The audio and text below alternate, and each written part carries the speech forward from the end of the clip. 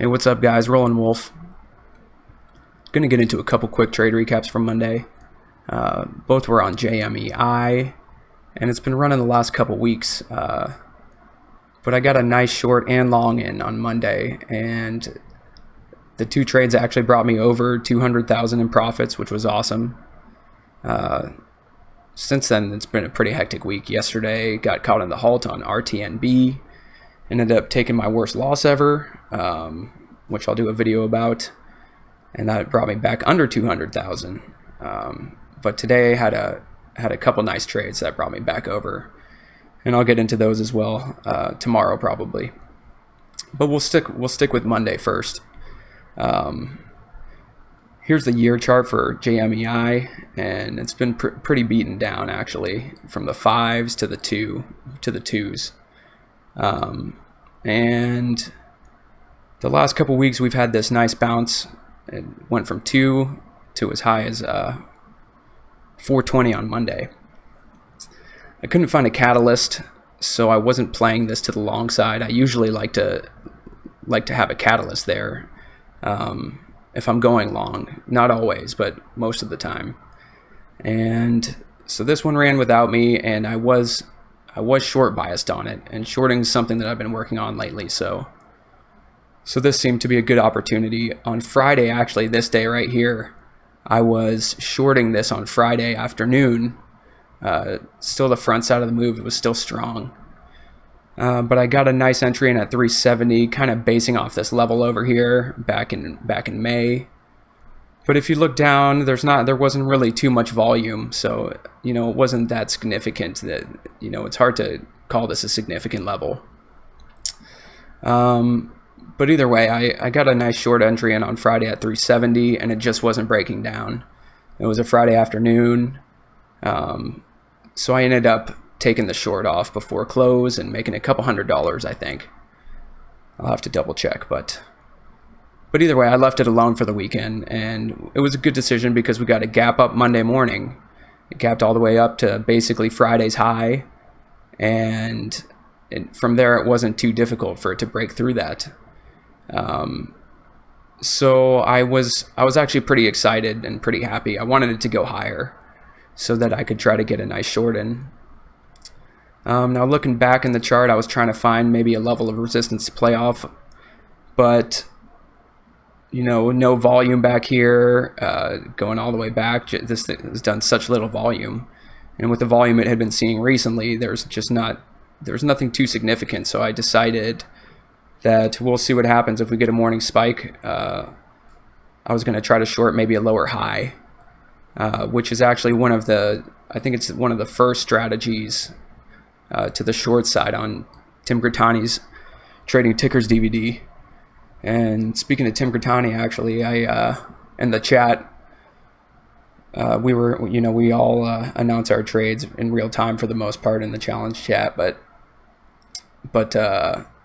that's what's up here is him saying welcome to the dark side. And I don't know, anyone who knows him, when you hear him say that, that's pretty sweet. I was actually pretty excited because he's like one of the best in the world. And while I'm at it, I got to give a shout out to him because he just passed Tim Sykes in profits, which is amazing. So congrats to Tim Grittani. And we're all thankful for all the work he puts in because, he does webinars and his Trading Tickers DVD. Obviously, he put a lot of work into that, and that's formed a lot of the basis of my strategy. Even though I've gone long for the most part, I still learned a lot from that DVD, and even his shorting strategies. I've taken those and kind of just flipped them upside down for my long strategies when it comes to sizing and taking profits and whatnot. Anyways, we'll get back to the trades. So let's get into the charts here. Now, this is on the left, you have the 1 minute chart, and on the right, you have the 5 minute chart.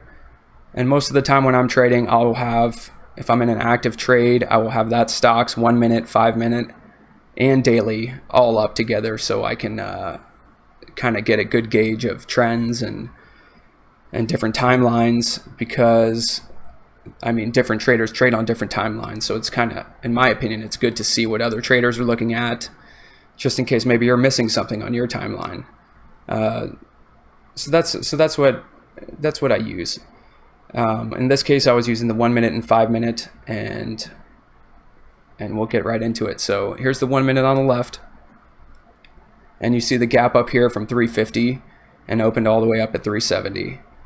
So it broke right through Friday's high easily and broke 370, and then you got five green candles straight up, and it was exactly what I was looking for. Obviously on the 5 minute chart, it's just one big green candle. Anyways, it tops out at 420, and that's when the first pullback occurred. And now this wasn't, it's not the most volatile stock, but it was moving pretty quickly. And when it pulled back from 420, I wanted to see how far is it gonna pull back. And if in the next 2 minutes, it ended up pulling back to 405. And that was good enough for me to just give it a shot, give this strategy a shot, which is trying to short a lower high. And that's kind of what we got here if you would get in a little closer. So here's the pullback to 405, and then it popped back up and kind of stalled out 418 or so, and it's, you can't see it here, but on the level 2, and when you're watching the price action in real time, it looked like a stuff to me. It didn't look like it was getting much further. So I threw a short on at 415, 8,000 shares, and I filled the whole order, and that was into these two candles right in this area. It had already kind of started coming down,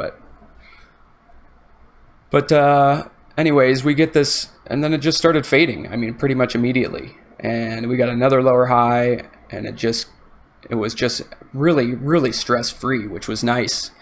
Normally when I'm buying a stock and going long, it's almost like this sense of impending doom, like you're waiting for it to crash, but I didn't feel that once in this trade. It was pretty awesome.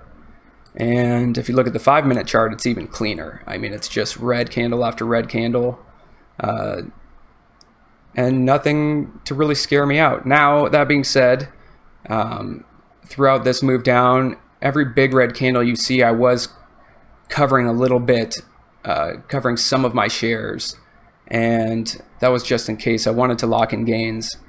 And one of the reasons I do that is it takes away some of the emotion. When you see the realized gain, it makes it much easier to stay patient with the rest of your shares. So I had covered some up into this move, or this entire move here, and then we did get a little bounce from 370 to 390. But since I had already locked in quite a lot of my gains, it was pretty easy to sit through it. I didn't have the urge to sell. If anything, I was thinking about adding to my position here, but I just didn't. I didn't feel a need to.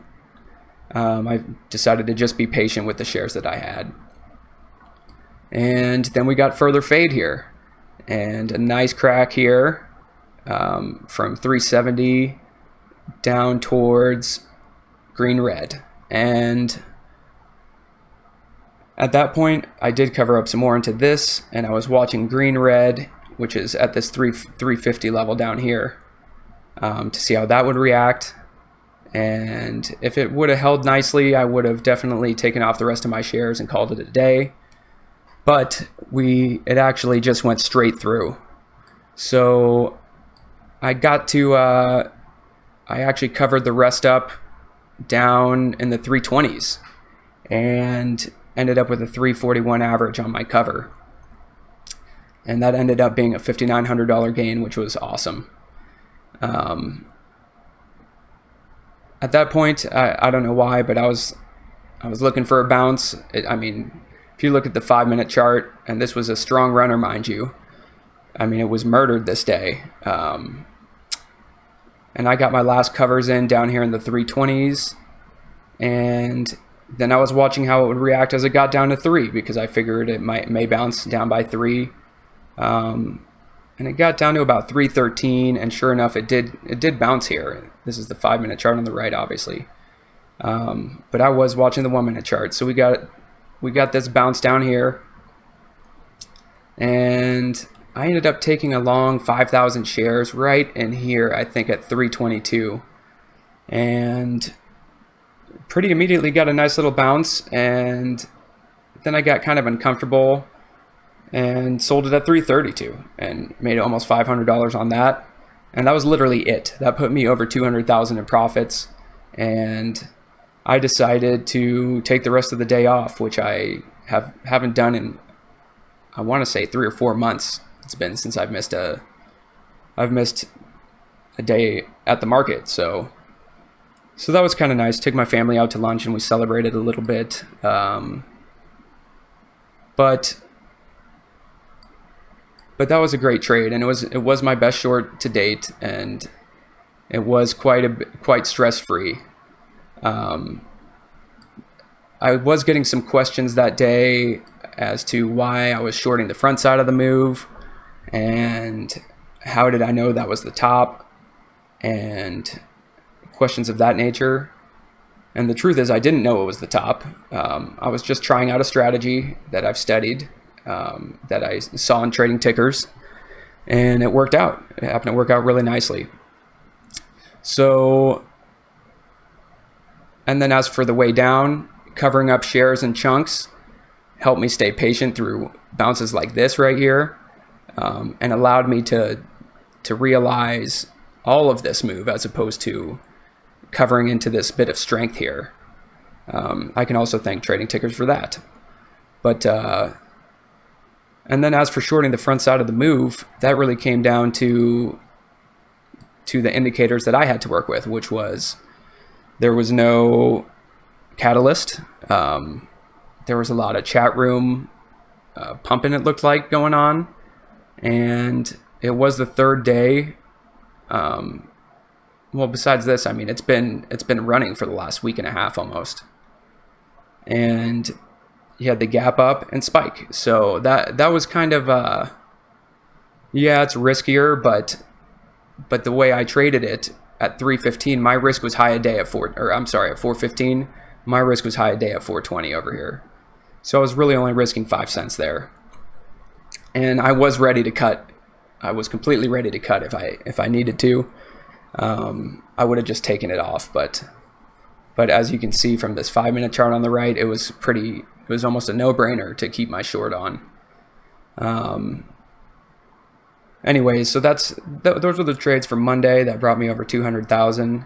And then the next couple days I'll get into yesterday's trade on RTNB, which was my biggest loss ever, and today's trade on IMNP, the series of 3 trades that brought me back over 200,000 in profits. And that's all I got today, guys. But if you have any questions, just leave me a comment. And if there's anything else you want to see, I'm always open to suggestions. And I do appreciate all the kind words, and we'll keep this going, get some more videos out here soon. Also going to be building a trading PC here, maybe tonight even, so I may videotape some of that, just to give you an idea of what I'm doing with that. And that's all I got. I'll catch you guys in the chat. Have a good one.